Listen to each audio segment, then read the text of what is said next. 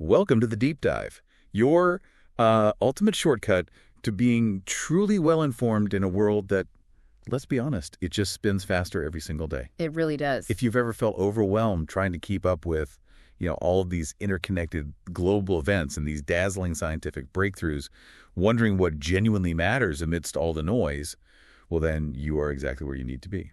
That's absolutely right. For this deep dive, we've gathered a substantial stack of the very latest reports, cutting-edge research papers, and some really surprising insights specifically tailored for you. Right. Our mission is pretty simple. Meticulously distill the most important and frankly intriguing nuggets of knowledge, offer diverse perspectives from across the globe, and most importantly, help you connect the dots. Give you those genuine aha moments without any of the usual information overload. And today, we are embarking on a truly expansive journey. We'll be navigating everything from the almost unbelievable innovations at the very edge of science and space exploration to the intricate, often high-stakes dance of geopolitics, those shifting economic tides that affect us all, and even some truly unexpected cultural moments that are shaping our world right now. Yeah, think of us as your expert guides, basically cutting through the complexity with, hopefully, just enough humor to keep you hooked. Exactly. So settle in, because we are diving deep, unpacking the science and space frontier. Kicking things off, let's talk about something that could fundamentally rewrite how we approach one of humanity's biggest health challenges: cancer. Now, this sounds almost too good to be true, but researchers at the National Cancer Center, Japan, have stumbled upon a previously unknown group of gut bacteria. Right, this was reported in the Japan Times. Exactly. And here's where it gets truly transformative. Well, what's genuinely fascinating here isn't just finding a new bug, right? It's how it directly impacts existing cancer treatments. This specific group of gut bacteria they've found can significantly boost the effectiveness of certain anti-cancer drugs. Boost them how much? Well, think about this. Currently, these particular treatments, specifically some forms of immunotherapy, they only show a success rate for about 20% of patients. Only 20%? Wow. Yeah, it's quite low. So imagine the immense hope this breakthrough offers for future therapies. It could potentially transform that low success rate into something much more impactful for a much wider range of patients. That is incredible. So it's like our own internal ecosystems, our gut, are holding the secret sauce for medical advancements. But I wonder, is there any risk? Intentionally altering someone's microbiome like this, are there unintended consequences, or is the science still too early to tell? That is a crucial question, and it's absolutely a core part of the ongoing research. While the early findings are incredibly promising for, let's say, targeted effects, maybe using specific dietary changes or even probiotic cocktails to cultivate these beneficial bacteria, the broader ecological impact on an individual's unique microbiome, well, that needs careful study in clinical trials. Well, you don't want to fix one thing and break another. Exactly. The goal is always to ensure the benefits far outweigh any potential risks.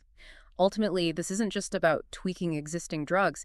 It suggests we might one day tailor cancer therapies not just to your genetics, but to your microbiome. Seeing our internal environment as an active therapeutic ally, it's a whole new way of thinking. From the microscopic world within us, let's zoom out way, way out to the cosmos.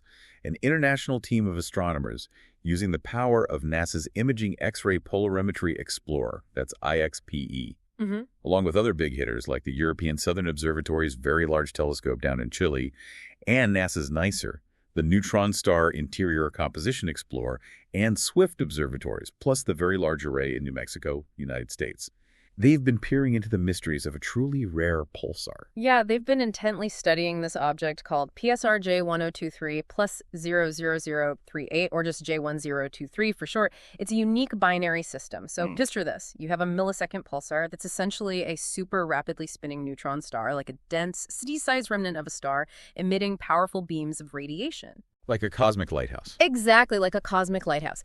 And get this, it's actually feeding off a nearby low-mass companion star. This process typically forms what's called an accretion disk around the pulsar, where all this stolen material spirals inward, getting incredibly hot and energetic. Okay, so that's the standard picture. That's the standard picture.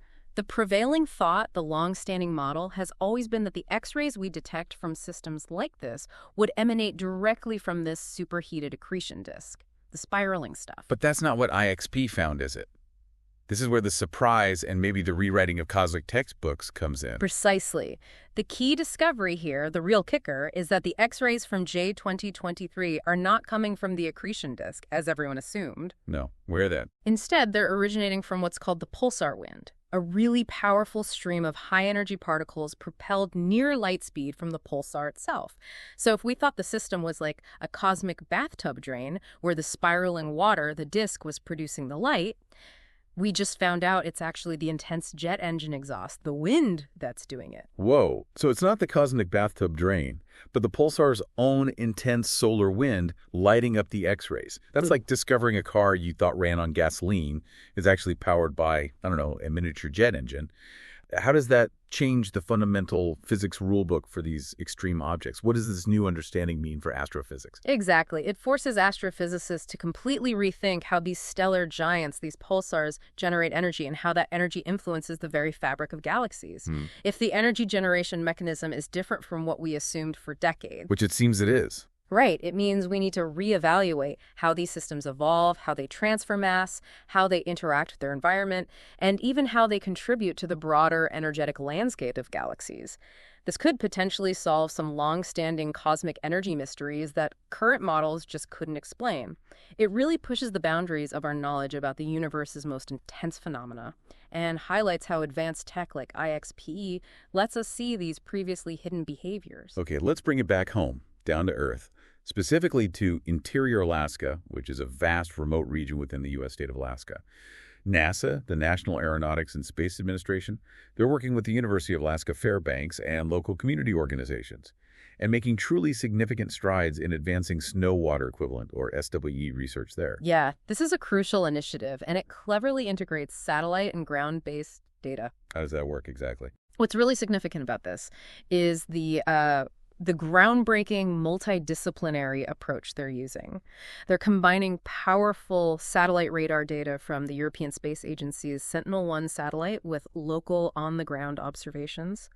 They use networks like SNOTEL, that stands for Snow Telemetry, and the GLOBE program, which is the Global Learning and Observations to Benefit the Environment program. Right. And measuring snow water equivalent, which is basically just how much water is locked up in a snowpack, it's always been inherently difficult, especially in northern regions where traditional on-site data is limited by these vast remote areas and, challenging environmental conditions. Consistent data collection is a real hurdle. And what's truly inspiring here, I think, is how deeply the local community is involved. We're talking about high school students right there in Delta Junction High School, Alaska, along with members of the Delta Junction Trails Association. They are actively involved in collecting real, hands-on scientific data. Yeah, it's fantastic. These students aren't just learning about science in a textbook, they're doing it. They've even presented their findings at national symposiums. That's real, tangible science shaping our understanding of climate, isn't it? It absolutely is. This model of community empowerment through science, it's truly exceptional, and it sets a powerful precedent. And looking ahead, there are even more ambitious plans for further engagement with Native Alaskan communities to integrate their traditional ecological knowledge. Oh, that's important. It's crucial. It enhances our understanding of snowpack dynamics because, indigenous communities often possess centuries of accumulated knowledge about their local environments that formal science can really benefit from. It's a powerful and respectful fusion of traditional wisdom and modern scientific approaches for environmental monitoring and climate understanding. Really great stuff. And now for something that sounds like it's ripped straight from a science fiction novel, but it's totally real. Scientists have successfully 3D printed microstructures within live cells. Yes, you heard that right. Inside the cell itself. Inside the cell. And just to prove they could, one of the first things they printed was a minuscule elephant. Yeah. I mean, talk about proving a point with a flourish. That's according to Popular Mechanics. It's certainly a captivating visual, isn't it? That tiny elephant. And it really highlights the incredible precision they've achieved at, a nanoscale level. But the significance goes way beyond just a novelty or a like you said, a party trick. Right, it's not just about tiny zoo animals. Exactly. This is a groundbreaking feat that pushes the absolute boundaries of 3D printing technology. The ability to print structures inside living cells, it just opens up entirely new possibilities for intracellular studies. That means studying processes happening within cells with unprecedented precision and control. Just imagine what this could mean for future medical interventions.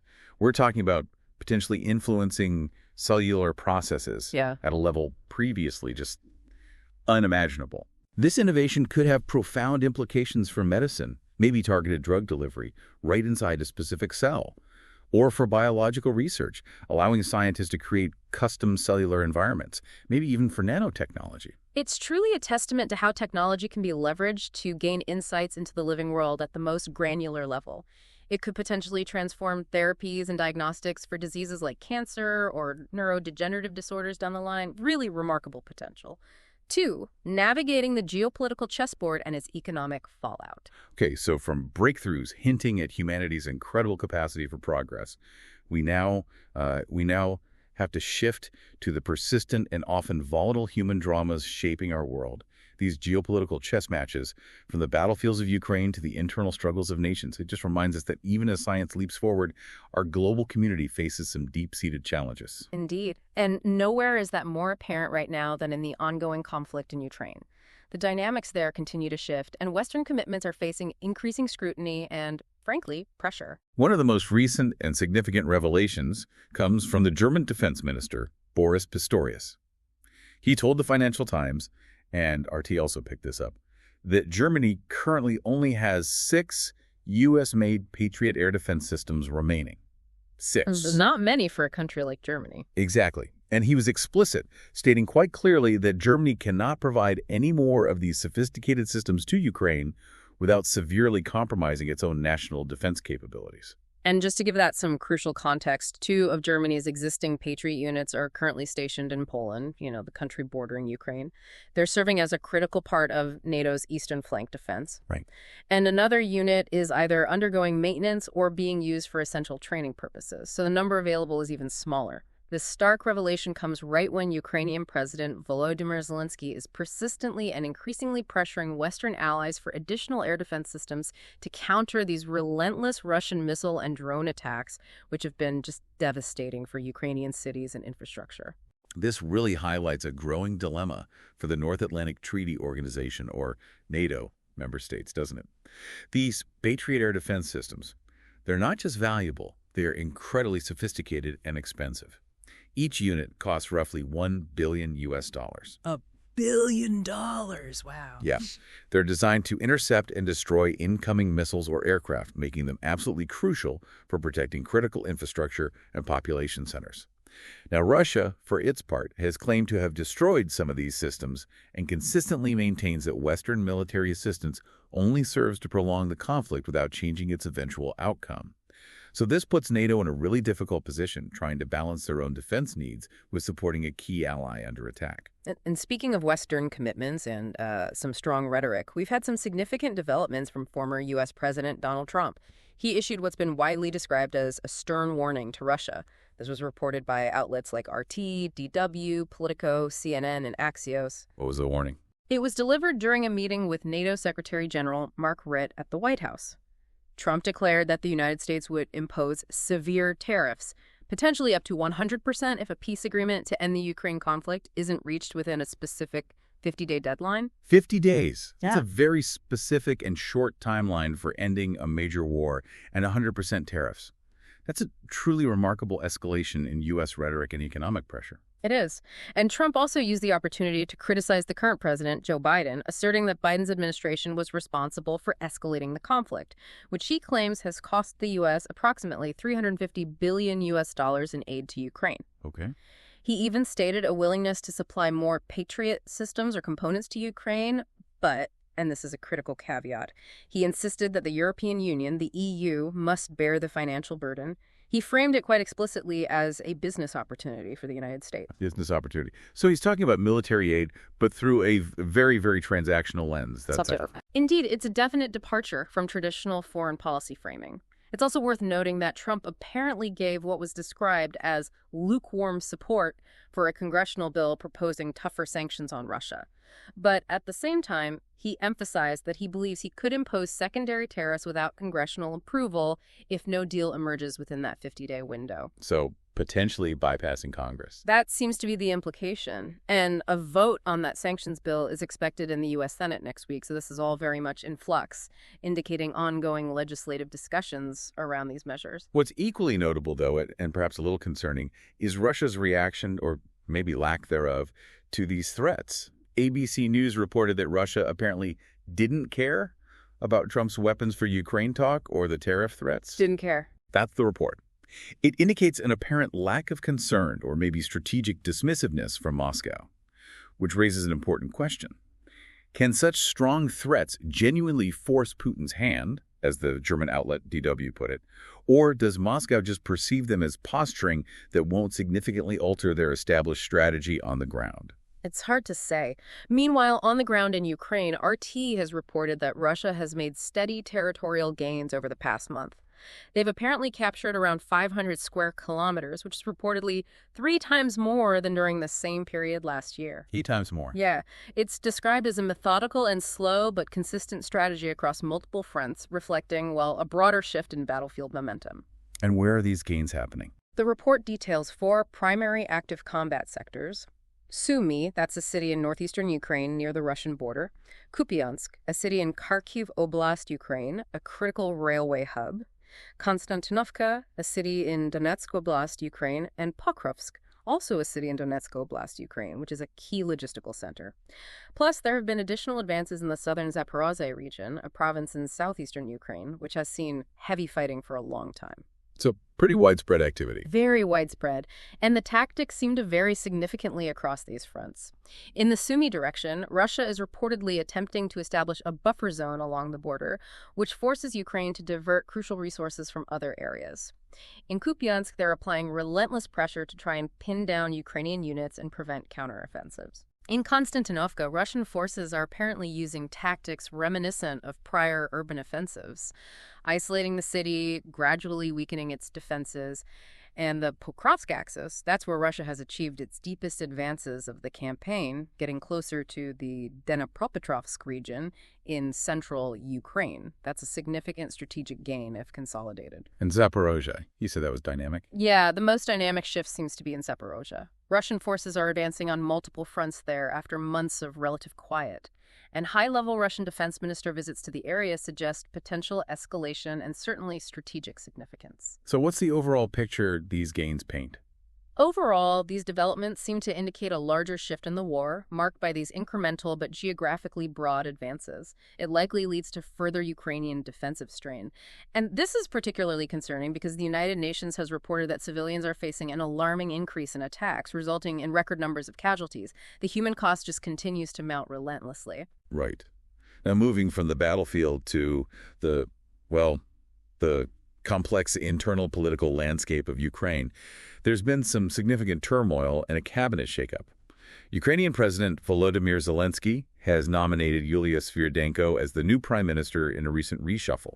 Al Jazeera and DW reported on this. Yeah, that's a significant change, part of a broader effort, it seems, to bring fresh perspectives to governance in wartime. However, this reshuffle is also apparently intertwined with a highly controversial scandal surrounding the dismantling of the Ministry of National Unity. That ministry was previously led by Deputy Prime Minister Alexei Chernyshov. Okay, what's the controversy? Well, according to Ukrainian Member of Parliament Yaroslav Zeleznak, this move is partly an effort to avoid presenting the closure as a liquidation of unity, given the ministry's symbolic name. That suggests some underlying tensions, doesn't it? It certainly does.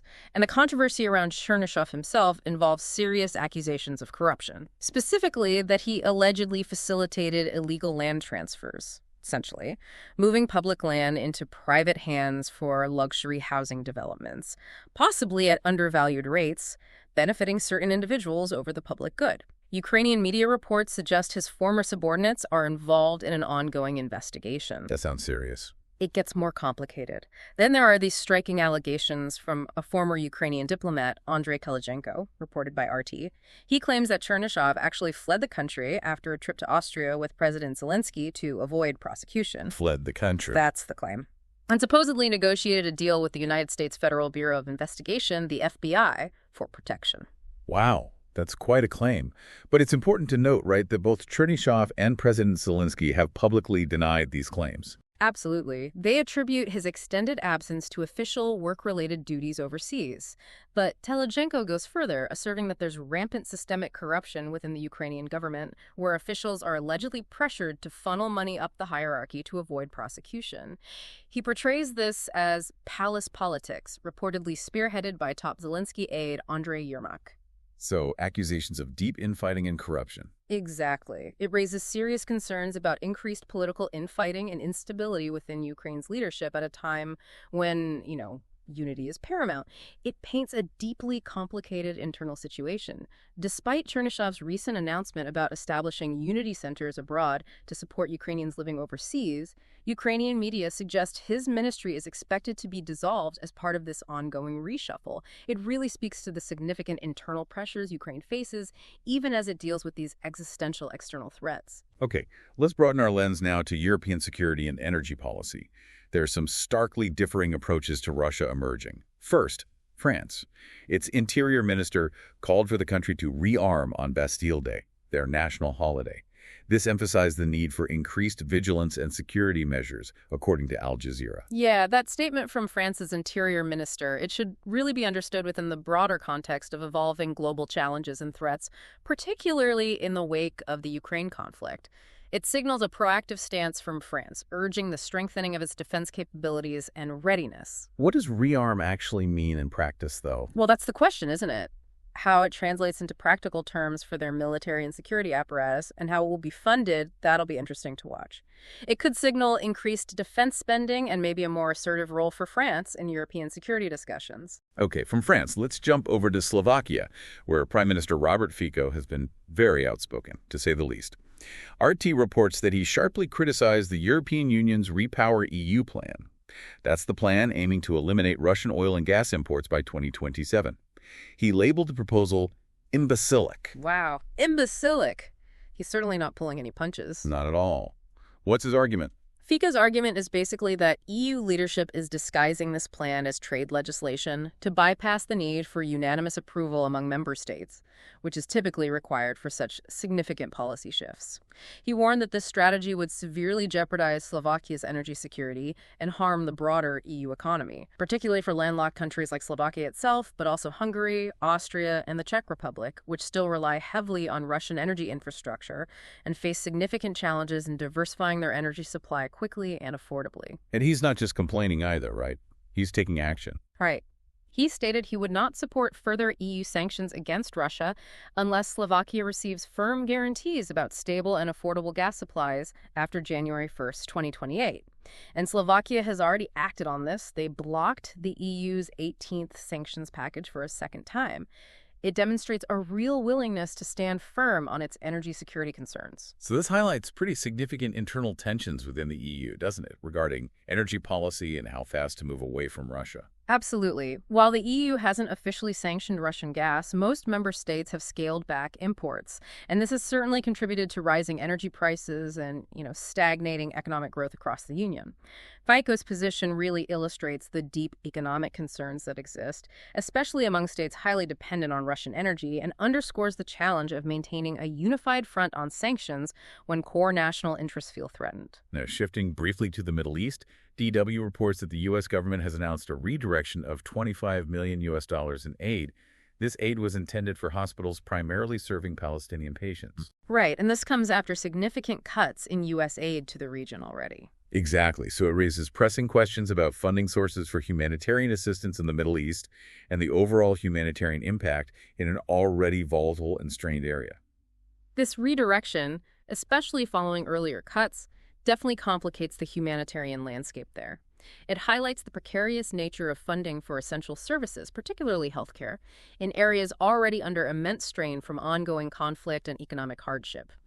The implications for patient care and public health infrastructure are, they're significant. Okay, let's move on to broader global power dynamics and internal stability challenges cropping up in various nations. In the United Kingdom, police have issued a serious warning.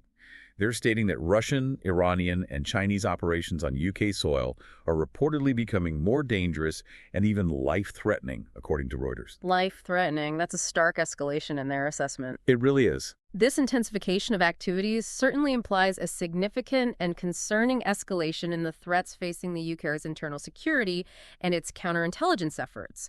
It suggests these state actors are engaging in more aggressive, maybe even direct forms of interference, espionage, or potentially covert operations targeting individuals or institutions within the UK. How might the UK respond? Well, that's the key question. Whether it's through increased surveillance, diplomatic pressure, stricter counterintelligence operations, or maybe even offensive cyber measures, how they respond will be crucial in addressing these escalating and increasingly perilous threats to national security. Meanwhile, in Israel, Prime Minister Benjamin Netanyahu's coalition government is facing a major crisis.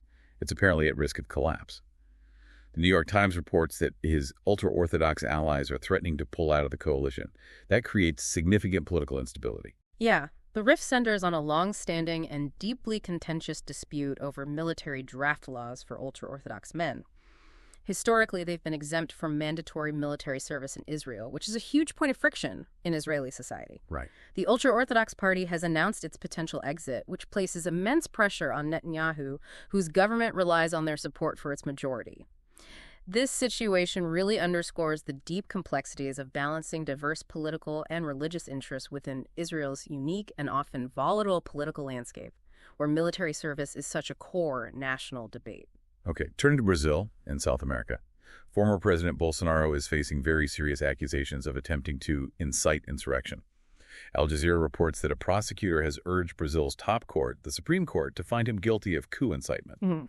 This draws attention to some concerning allegations of destabilizing activities following the last election there. This case carries significant weight, and you can definitely draw parallels to similar political turmoil and narratives of insurrection seen in other countries in recent years.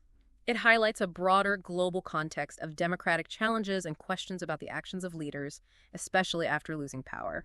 What's the significance for Brazil itself? Well, the outcome of this case will certainly spark significant debate and controversy within Brazil's political landscape.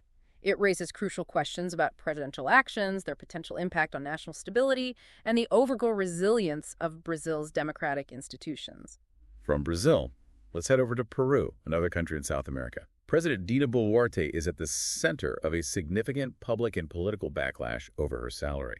Latin America Reports reveals her monthly salary was, somewhat quietly, increased via a supreme decree. It went from 15,600 soles, that's about $4,400, to a hefty 35,568 soles, or roughly $10,000. 10,000 a month. And what's the context there? Well, what's particularly galling to many Peruvians is the timing. This increase comes amid a deep economic crisis in Peru. There are growing fiscal constraints, high levels of poverty, widespread crime impacting everyday citizens, and President Boluarte already has extremely low approval ratings, reportedly around 2%, according to Ipsos. 2%? Wow. Yeah, making her one of the least popular leaders in the region. And get this, her new salary is now a staggering 30 times the minimum wage in the country. It just highlights a massive disconnect, doesn't it? It certainly seems to. A huge disconnect between the government and everyday Peruvians struggling economically. A former autonomy minister, Luis Miguel Castilla, publicly criticized the increase as tone-deaf and politically misjudged. And the response in Congress was swift. There are now 11 bills, count them, 11 bills introduced from various political factions, all seeking to annul the salary increase. 11 bills. That's a strong reaction. Very strong. Now, Prime Minister Eduardo Arana defended the raise. He called it a necessary step to correct a long-standing wage distortion in the public sector. But critics vehemently argue this salary hike will have long-term financial implications, influencing bonuses and future pensions across the public sector. And it will just further alienate a population already burdened by hardship. It's seen as emblematic of that broader disconnect between the government and its citizens, fueling public distrust in political elites. However, the fascinating cultural policy shift in Estonia, a Baltic country in Northern Europe, RT reports that the Estonian government has officially renamed the historic Russian theater in Tallinn, Estonia's capital. It's now called Südalinna Theater, which apparently means heart of the city in Estonian. Interesting. Why the change? Well, this move is part of a broader policy initiative targeting Russian language and cultural institutions within Estonia. It's set against the backdrop of heightened tensions with Moscow due to the ongoing conflict in Ukraine. The theater, founded way back in 1948, was Estonia's only Russian-language repertory theater, so it held significant cultural weight for its Russian-speaking minority. So what happens to the Russian language productions? They will reportedly remain, but authorities indicated an increased focus on works by Estonian playwrights for cultural integration, aiming to promote Estonian cultural identity. Russia, predictably, has criticized Estonia's measures as discriminatory and Russophobic, highlighting the impact on Estonia's significant Russian-speaking minority. They make up roughly a quarter of the population. It's leading to further cultural friction. Okay, finally, a quick spin through some U.S. domestic political insights tying back to some broader things we've discussed. Steve Bannon, who is a former chief strategist to Donald Trump, has warned of an electoral catastrophe for Republicans and Trump's re-election campaign. Why? Due to the ongoing fallout from the Jeffrey Epstein case, specifically unfulfilled promises by the administration to declassify Epstein-related files. RT reported on this. Right. The controversy seems to center on Attorney General Pam Bondi's earlier claim of having a client list versus a more recent Justice Department memo denying its existence and justifying not pursuing uncharged third parties. This conflicting information has caused, well, uproar among Trump supporters who see it as a lack of transparency and maybe even potential obstruction. And others are weighing in, too. Yes. Tulsi Gabbard, the U.S. Director of National Intelligence, has also publicly criticized what she calls entrenched deep state elements within the federal government. She suggests these elements exist across federal agencies, the national security state, and media institutions, and are allegedly obstructing President Donald Trump's agenda. She even suggests these elements could unravel connections between intelligence operations and foreign governments, feeding into that broader narrative of systemic resistance against Trump. And Bannon went even further. Yeah, Bannon predicted a special counsel investigation would ultimately be appointed to investigate efforts to undermine Trump and the MAGA, or Make America Great Again, movement. Trump himself, on the other hand, has largely downplayed the controversy. He suggested Democrats fabricated the list and urged unity within the MAGA movement, while also defending Attorney General Pam Bondi. It's a very active and complex narrative in U.S. political discourse right now. Okay, briefly looking beyond the U.S. again, German Chancellor Friedrich Merz is reportedly facing a summer in crisis mode, according to DW. That indicates significant turmoil and uncertainty within the German government, dealing with multiple domestic and international pressures. And Germany's constitutional court has become a political focal point as well, also reported by DW.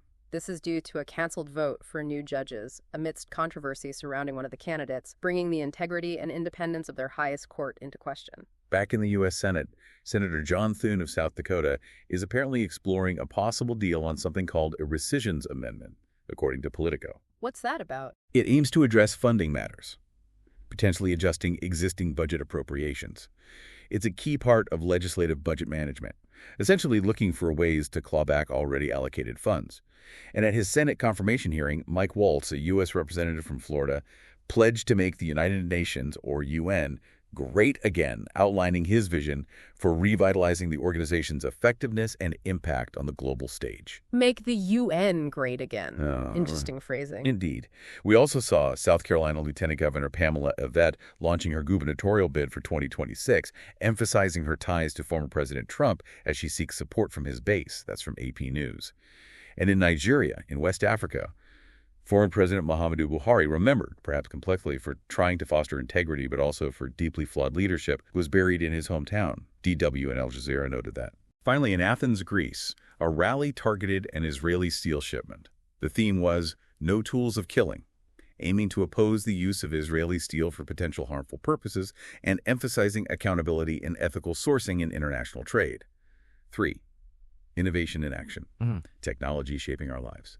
All right, let's shift gears now to the cutting edge of innovation, because technology, well, it continues to shape our lives in incredible ways, often silently, sometimes with a huge bang. Starting with the artificial intelligence, or AI, revolution and its profound impact on data infrastructure. Mark Zuckerberg, CEO of Meta, that's the parent company of Facebook and Instagram, he's announced they're building a massive 5 gigawatt or 5GW AI data center. That's according to TechCrunch. 5 gigawatts. That is an enormous amount of power. Right. It's like a small country's worth of power, just for AI. It truly is. This ambitious project signifies Meta's strategic commitment to significantly enhance its capabilities in AI technologies and data processing. 5 gigawatts, it's equivalent to several large nuclear power plants. It just underscores Meta's intent to lead the AI industry and drive innovation at an unprecedented scale in data processing and AI applications. It's a huge, calculated bet on the future of AI, and it really indicates the immense energy demands of the next generation of artificial intelligence. And the impact of AI isn't just happening behind the scenes, is it? It's actively influencing our everyday habits. Adobe Analytics did a post-Prime Day analysis, also reported by TechCrunch, and revealed a staggering 3,300% year-over-year increase in general AI, or Gen AI, traffic to U.S. retail sites. 3,300%. Yeah. This surge coincided with the Prime Day event, which, by the way, generated over $24 billion in e-commerce sales in the U.S. Wow. That massive surge clearly indicates AI's rapidly growing and very direct influence on consumer behavior and online shopping. It suggests that AI-driven features, whether it's those personalized recommendations that feel, eerily accurate, or improved search functions, or generative content creating immersive shopping experiences, they're already deeply integrated into the online retail landscape. And they're significantly impacting sales volumes. It's no longer just a back-end tool. It's actively shaping how you, the consumer, discover, interact with, and purchase products online. Okay, moving on to smart solutions tackling modern challenges. TechCrunch also reported on a fascinating partnership between Rainmaker and Atmo to literally squeeze more rain from clouds. I didn't realize that was an actual job description. Cloud squeezer. Well, it's an evolving field, and yes, this refers to significant advancements in cloud seeding technology.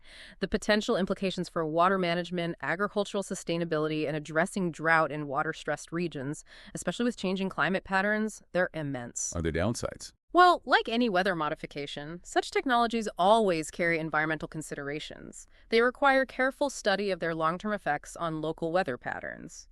But improving the efficiency of rainmaking could be a vital tool in mitigating the effects of climate change on global water resources. It's a balancing act. And for those of us who dream of a truly hands-free driving experience, Lucid Motors has announced plans to roll out hands-free highway driving this month. My personal dream is just to eat a sandwich while driving, but, safety first. Well, I can't endorse the sandwich driving, but this does mark a significant step forward in autonomous driving capabilities. This feature, allowing hands-free operation on specific approved highways, it enhances the driving experience by offering greater convenience, and it promises improved safety for customers on those highways. The vehicle's systems can often react faster and more consistently than human drivers in many scenarios. It's part of that steady progression toward fully autonomous vehicles, where the car handles more and more complex driving tasks. Okay, now shifting to the digital front of geopolitical tensions, Ukrainian hackers are claiming to have destroyed servers belonging to a Russian drone maker. This was reported by TechCrunch. Yeah, this is a clear and pretty impactful example of ongoing cyber warfare. The hackers specifically targeted Russian military software that's used to modify commercial DJI drones for military purposes. This action apparently caused significant disruption by shutting down servers responsible for Russia's critical friend or foe identification system. What does that system do? It's crucial for distinguishing allied forces from enemy forces on the battlefield, especially with drones involved. So shutting it down effectively hindered troops' access for drone operations. It highlights both the vulnerabilities in military tech systems and the strategic use of cyber tactics as a, relatively low-cost, high-impact way to disrupt military operations in these geopolitical conflicts. From cyber warfare to modernizing critical infrastructure on the ground, the Bahamas Grid Company, or BGC, has made some really notable advancements in its $130 million grid modernization initiative. This is for New Providence, the most populous island of the Bahamas, a country in the Caribbean. News America has now covered this. Yeah, and the progress seems rapid. In just 3 months, the BGC has apparently replaced or installed 80 overhead distribution poles, upgraded 56,000 feet of wire, and balanced the load across over 20 circuit miles of their primary voltage system.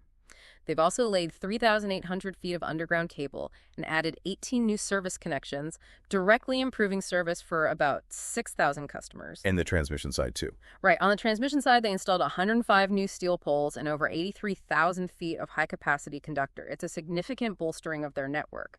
And the smart grid technology they're integrating seem to be making a real, tangible difference for citizens. They've installed 47 IntelliRuptor pulse closer fault interrupters across the island. That significantly boosts the grid's automation. So for those of us who aren't power grid experts, what exactly do those things do? Okay, think of these IntelliRuptors like super smart circuit breakers for the grid. If, say, a branch falls on a power line, or there's any other kind of fault, instead of the whole neighborhood or maybe even a larger area going dark. Which is usually what happens. Right. These intelligent devices instantly detect exactly where the problem is. They isolate just that tiny section, and then they reroute power around it, often in real time. So it's the difference between a whole house blackout and maybe just one flickering light in a very small contained area. That sounds much better. Much better. And the results speak for themselves. So far in 2025, this technology has reportedly helped prevent 182 potential outages, sparing 170,000 service interruptions among 48,000 customers. The BGC's vision, as articulated by their chairman J. Eric Pike and CEO May Shibata, is to build a robust and intelligent energy grid and a self-mitigating and dependable energy system for the island. It's truly transforming their power supply into a much more resilient and reliable system. Okay, moving to broader consumer and enterprise technology trends, a report by an app revenue management platform called Adapty, led by TechCrunch, indicates that weekly subscriptions now dominate iOS app revenue. They constitute 46% of overall earnings on Apple's mobile operating system. This really explains why every app seems to want to charge me weekly now. It certainly does. This data is really insightful because it shows a clear and significant trend in user preferences, at least within the iOS ecosystem. It highlights the effectiveness of the weekly subscription model for app developers in driving consistent revenue growth and monetization. Users are clearly comfortable, or at least accepting, of this more frequent, albeit smaller, payment structure. It signals a shift in how digital content and services are being consumed and paid for.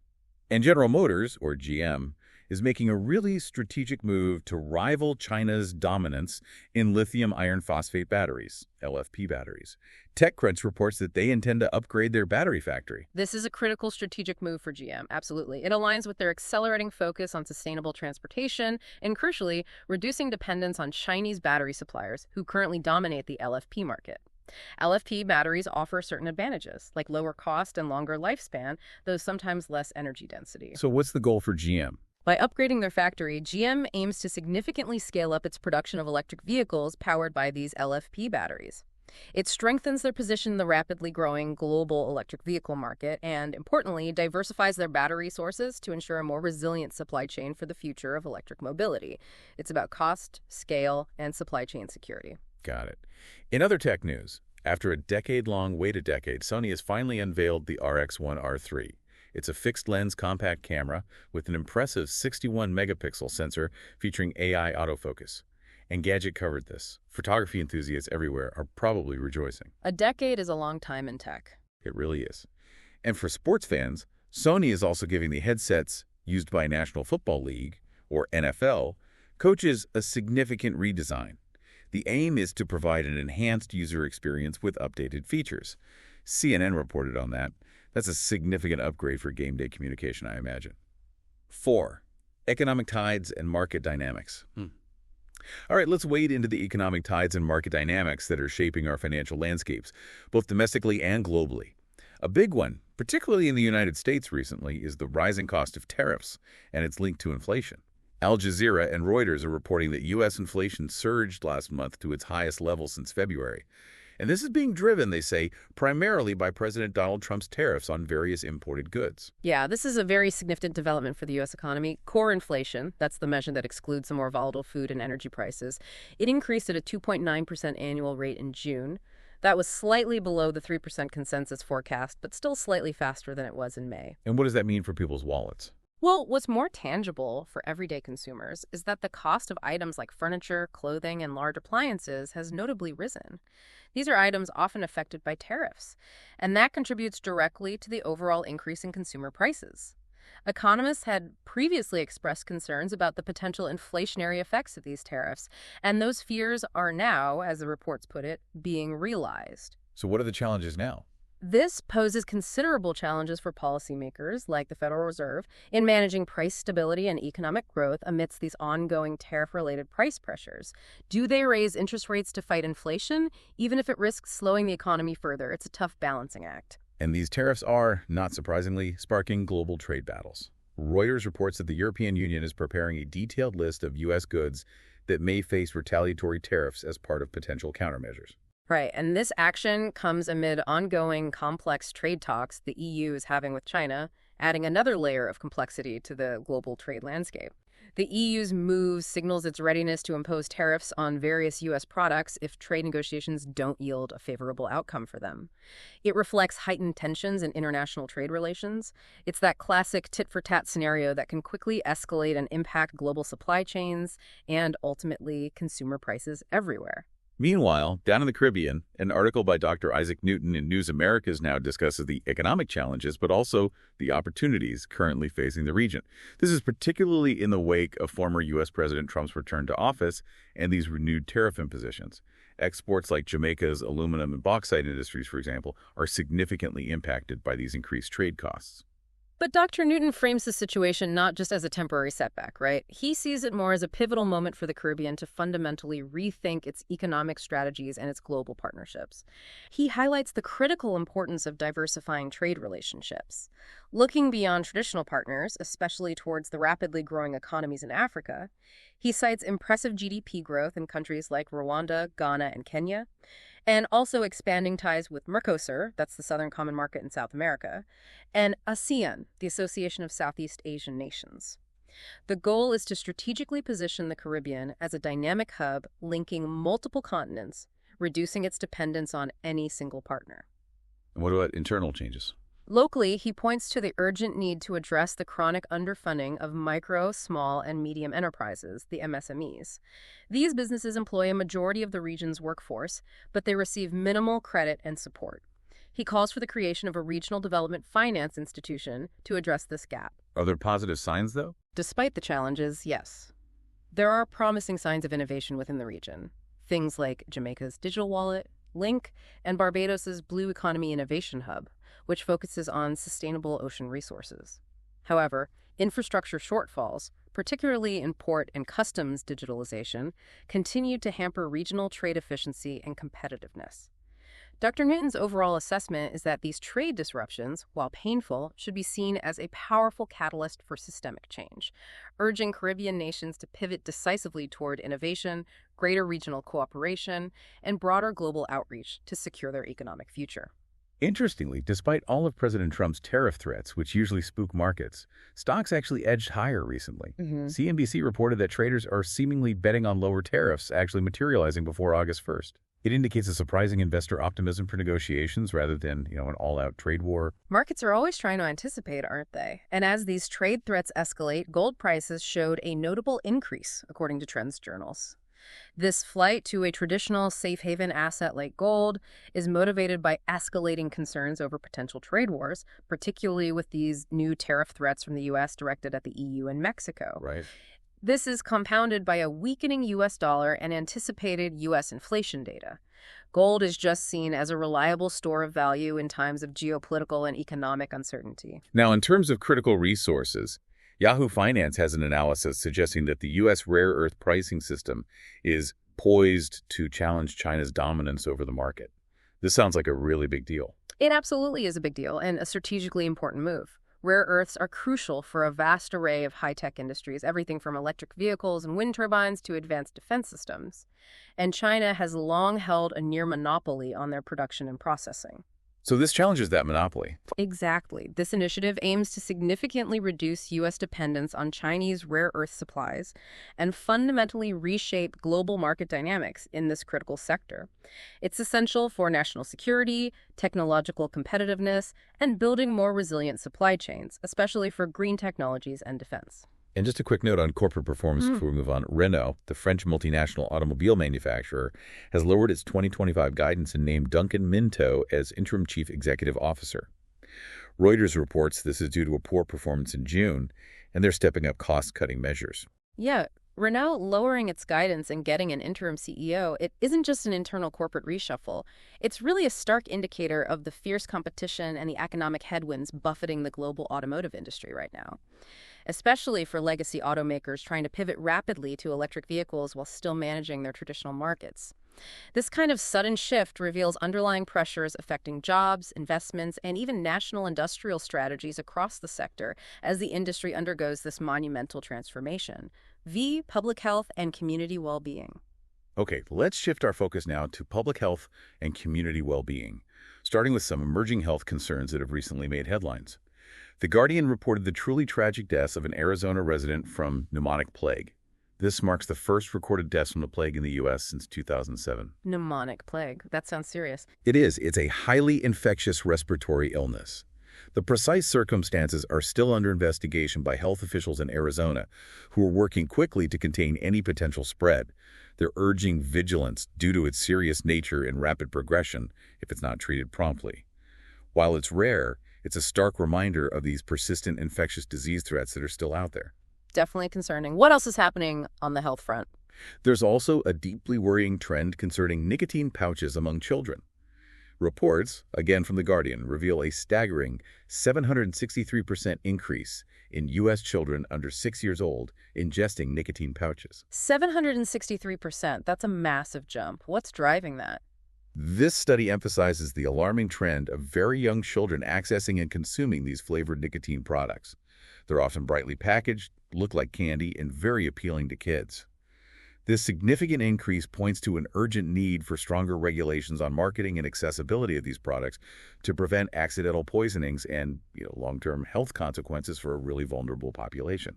Absolutely. Needs tighter control. And measles, a disease many of us thought was largely under control thanks to vaccines, is making a significant and concerning comeback. Gothamist, a New York City news site, reported that measles cases have reached a 33-year high nationwide in the U.S. New York City is urging vaccination. A 33-year high. Wow. Where are these cases concentrated? The Centers for Disease Control and Prevention, the CDC, reported 288 confirmed cases of measles in 2025, significantly exceeding previous years. This resurgence has been primarily fueled by an outbreak that originated in New York City's Orthodox Jewish communities back in 2019, but it has since seen broader spread, likely due to pockets of vaccine hesitancy in various communities. Right. It underscores the critical importance of maintaining high vaccination rates and community immunity, doesn't it? To prevent the resurgence of these preventable diseases that can have severe health consequences, particularly for unvaccinated children or immunocompromised individuals. Absolutely. Now, beyond health concerns, natural disasters continue to challenge communities and impact treasured landmarks. A devastating wildfire recently destroyed the historic Grand Canyon Lodge. This is an iconic structure within Grand Canyon National Park in Arizona, U.S. It led to the heartbreaking closure of the North Rim for the entire season. The Washington Post reported on this loss. Oh, that's terrible news. That lodge is iconic. It really is. The loss of this historic lodge and its associated infrastructure is profoundly significant. It impacts not only tourism in the area, but also represents a real loss of cultural heritage. It highlights the extreme vulnerability of these natural landmarks to such disasters, especially with changing climate patterns, increasing the frequency and intensity of wildfires across the American West. It underscores the increasing importance of proactive measures to protect these sites. A real tragedy. And elsewhere. Heavy rainfall in the U.S. Northeast led to significant flooding and, tragically, 2 casualties in New Jersey, a state in the mid-Atlantic region of the United States. Al Jazeera reported on that. Yeah, we've seen a lot of extreme rainfall events recently. We have. And in response, the Tioga County shelter at Owego Church of the Nazarene in Tioga County, New York, is extending its hours until July 17th. They're offering crucial support and accommodation to residents affected by the recent floods, providing essential services in a time of crisis. The region is bracing for more rain, which will just exacerbate the already saturated conditions and is leading to ongoing emergency concerns for authorities and residents alike. It highlights the increasing challenge communities face with these extreme weather events. 6. Society, culture, and sports. All right, let's wrap up with a look at society, culture, and sports, starting with some fascinating developments in cultural heritage and repatriation efforts. Belgium has officially returned a 2,000-year-old wooden sarcophagus to Egypt. This concludes a decade-long investigation and legal battle over its illicit smuggling. RT reported on this. A decade-long battle. Wow. What's the story behind the sarcophagus? It dates back to Egypt's Ptolemaic era, and it's believed to have belonged to a high-ranking Egyptian individual named Padi Horpakerd. This significant return is part of Egypt's broader, very determined initiative to reclaim its looted cultural treasures from around the world. And it's not just Belgium, right? Other countries are doing this too. Exactly. It's worth noting that other European nations like France, Germany, Ireland, and the Netherlands have all recently repatriated Egyptian or African artifacts. It really signals a growing international acknowledgement of the importance of historical artifact repatriation and, frankly, justice for cultural thefts committed during colonial and post-colonial periods. A positive trend, definitely. Now, in Scotland, in the United Kingdom, the Stone of Destiny, that's the historic artifact and symbol of Scottish monarchy located in Edinburgh Castle, it was targeted.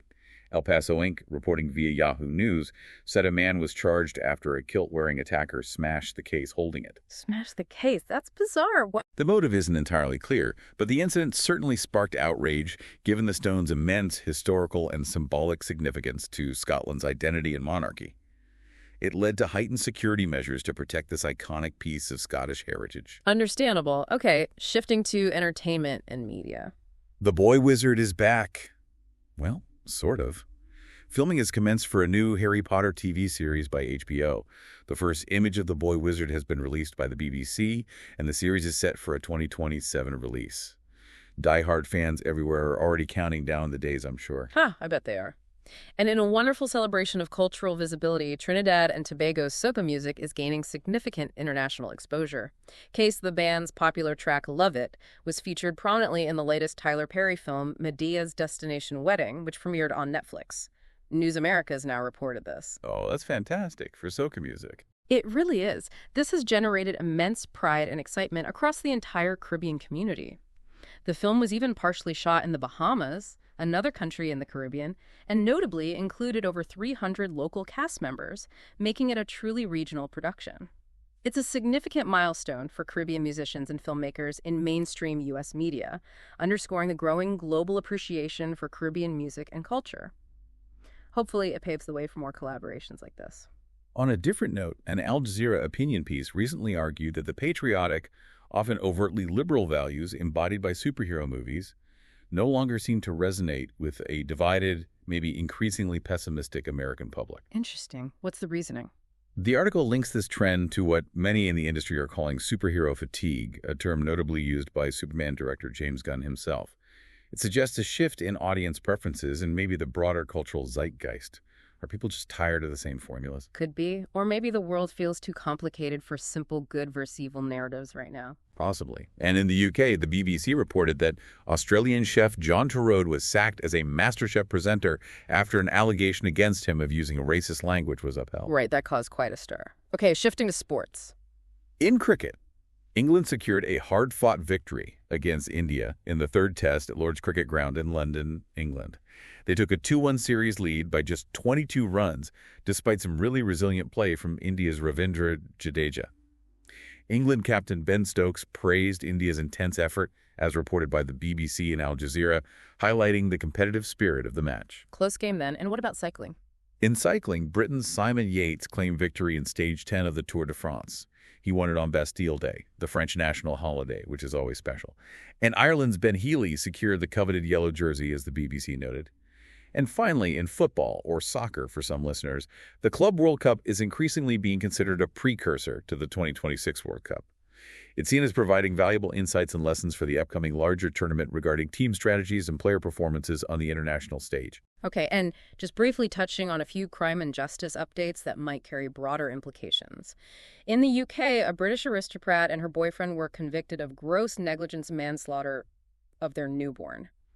It was a case that really captivated and horrified the nation, raising difficult questions about parental responsibility, neglect, and social welfare systems. Also in the UK, the murder of Blue Stevens in Knightsbridge, which is a very affluent area of London, UK, is suspected by police to be a targeted attack.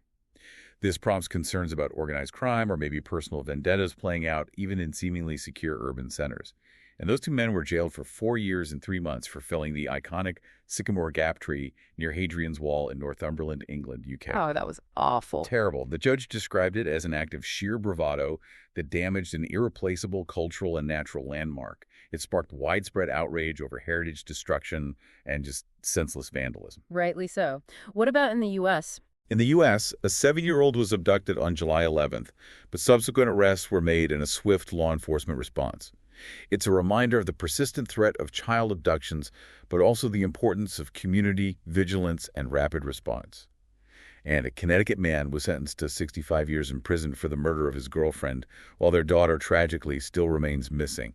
It highlights the devastating and lasting impact of domestic violence cases. Just heartbreaking. And a concerning security breach. A retired U.S. Army officer pleaded guilty to sharing classified information about the Russia-Ukraine war on a dating site. ABC News reported this. On a dating site, seriously? That's apparently so.